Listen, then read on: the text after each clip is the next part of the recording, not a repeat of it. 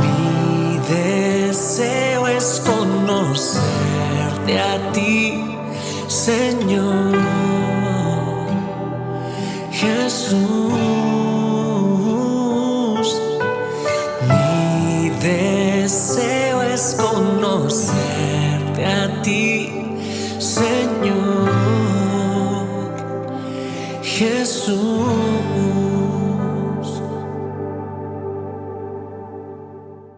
Hola, ¿qué tal? ¡Qué gozo!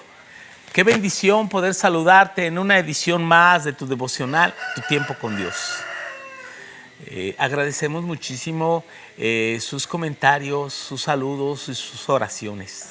Sigue compartiendo el tiempo con Dios en tus grupos, en tus redes, y ayúdanos para que la palabra de Dios llegue a todas las naciones. Sí.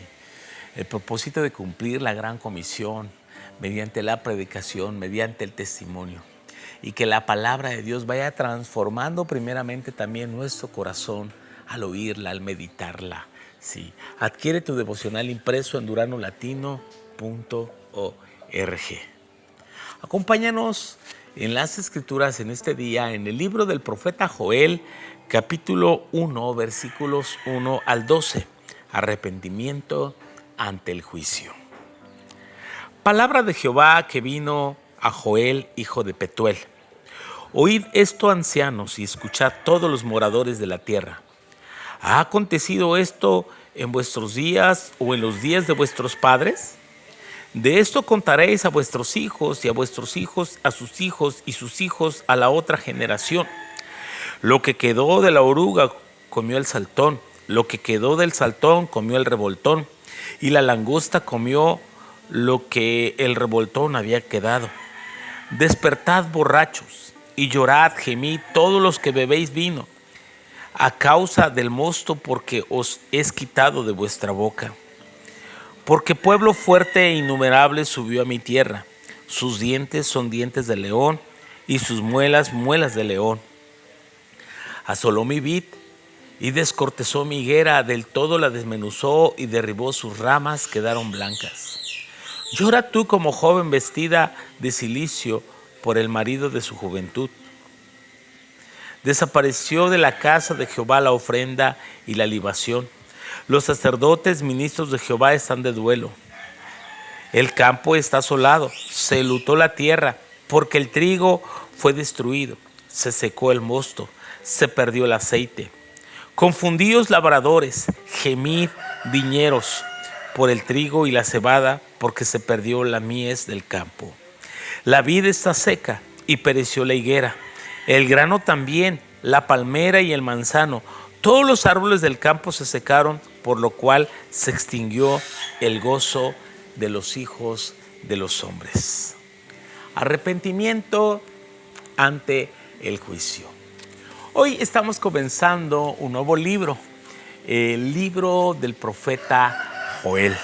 Este nombre lo toman del primer versículo, donde aparece palabra de Jehová que vino por medio de Joel, hijo de Petuel. Solamente 2 veces se menciona el nombre Joel en las Escrituras, y es justamente en la profecía y en el libro de los Hechos, cuando Pedro lo cita en el capítulo 2, versículo 16. De ahí en adelante no hay otra mención. Muy poco sabemos sobre el autor, salvo que es hijo de Petuel. El nombre Joel significa Jehová es Dios. Sí. Y aunque no se menciona ningún acontecimiento histórico, entonces no permite dar una fecha exacta de su composición. Es probable que este libro haya sido anunciado, esta profecía o escrita entre el siglo VII o principios del siglo V antes de Cristo. Más o menos entre el año 650 hasta el año 508 antes de Cristo. Esa es la ubicación de este libro. El lugar, pues, lo expresa en Judá y Jerusalén. Y el propósito es anunciar, ¿sí?, arrepentimiento. Cuando dice cercano está, el día de Jehová. Así que la teología principal de este libro es que nos advierte de los tiempos de sequía previos al día de Jehová. O sea que antes del gran día del Señor, y se refiere al juicio de Dios, sí está hablando principalmente al día del juicio para los gentiles. No obstante, proclama que Dios traerá también juicio no solamente al mundo, sino también a su propio pueblo, como en el caso de Judá. Porque la salvación no es solamente para los que se vuelven al Señor en Israel, sino para todas las naciones. Y lo que sí describe el profeta, que el día del Señor será grande y espantoso. Un día en que las naciones temblarán, ¿sí? Y por eso y presenta a Dios como juez y salvador, ¿sí? Israel, al ser el pueblo escogido, también experimentará la salvación de Dios. Y Joel señala que si bien son amados por Dios, tendrán salvación y restauración cuando confiesen sus pecados. O sea, la salvación tiene un prerequisito, el arrepentimiento y la fe en el Señor.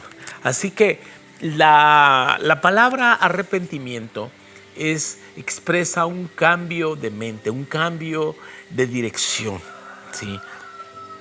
Por eso hace mención que los juicios que vendrán, los juicios que el profeta está anunciando, serán recordados de generación a generación. Y aquello que haya dejado el saltón, lo va a comer el revoltón, y después del revoltón vendrá la langosta para que dejen completamente devastada la tierra. Está hablando de un juicio tras otro y tras otro. Es increíble que a pesar de las cosas fuertes que las personas experimenten, no puedan sentir el menor deseo de arrepentirse. Cuando veamos que las situaciones se están poniendo cada vez peor en la sociedad, hoy estamos experimentando tiempos muy difíciles. En el aspecto climatológico estamos experimentando días calurosos o días extremadamente fríos, lluvias torrenciales, ciclones, huracanes, y por otro lado de las más difíciles sequías. Algunos dicen que son de las sequías más fuertes de los últimos 150 años. ¿Sí? ¿Y qué decir? Eso es en el aspecto climático. Ahora se dice, no, pues es por el calentamiento global. Sea como sea, la falta del cuidado, de responsabilidad del hombre para con el medio ambiente está destruyendo todo, la vida misma, la escasez de agua potable, la falta de alimentos. ¿Y qué decir de la paz en el mundo? Los estallidos de guerras, de conflictos sociales, de violencia que se viven en las grandes ciudades y aún en los pueblos pequeños. Nosotros que vivimos en México y estamos rodeados de comunidades indígenas donde impera la violencia, el caciquismo y la maldad, donde niños han tenido que tomar las armas para defender sus pueblos, y eso es doloroso. Por eso, mientras vemos todo eso, es un tiempo, son llamadas de atención para que el mundo, para que la iglesia misma, para que los creyentes mismos nos apercibamos y nos preparemos para arrepentirnos, para dejar de hacer lo malo. Por eso dice el versículo 5, y dice muy fuerte, dice: despertad borrachos. ¿Quién es un borracho? Alguien que no está consciente, alguien que no se pone a pensar, alguien que no mide consecuencias. Y así vive mucha gente. Dice: gemid, llorad todos los que bebéis vino a causa del mosto, porque es quitado de vuestra boca. Además, ¿sabes? El vino era símbolo de gozo, pero el exceso, ¿verdad? Es un asunto de abuso y de pérdida de control, de ser dominados y transformar nuestra personalidad, no caminando en el juicio. Todas las figuras proféticas que nos da aquí de juicio, de desolación, de ser destrozado el campo, la vid, la higuera, los manzanos, todo. Y aún en la casa de Dios, donde dice desapareció la ofrenda, desapareció la libación y los sacerdotes están de duelo. Los sacerdotes que dependían del sostenimiento del pueblo. Ahora el pueblo está en escasez, está en hambre, está en situación difícil. Y si el pueblo no tiene, pues el sacerdote tampoco tiene. Y ahí es donde viene una desolación y viene un tiempo de luto, viene un tiempo donde se secó el aceite, se perdió. Y aún los labradores, los viñedos están, y el trigo y la cebada, todo se perdió y la mies del campo, porque la vid está seca. Todo esto es un llamado al arrepentimiento. Así que cuando se habla de todo esto, que vendrán días de juicio, y Joel nos exhorta a llorar, a gemir, aquellos que derrochan sus riquezas en los placeres de la carne, los borrachos, los que beben vino, los que han caído en el libertinaje por las bendiciones materiales recibidas de Dios, aquellos que solamente están viviendo su momento y no están viviendo en el propósito de Dios. Si nosotros nos olvidamos de Dios y vivimos inmersos en el pecado, seremos reos del juicio de Dios. Un adversario temible, como un león, derribará la vid y la higuera que simbolizan las riquezas de Israel. Ya no habrá sacrificios, por cuanto se quedarán sin producto de la tierra ni vino. Y cuando la misericordia de Dios se torna en juicio, el gozo se transforma en lamentación.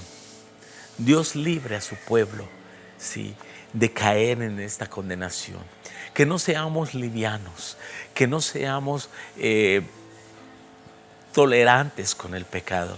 El problema de hoy en día es que cada vez más los creyentes están abriendo cada vez más sus márgenes al pecado y el mundo nos quiere vender, ¿sí?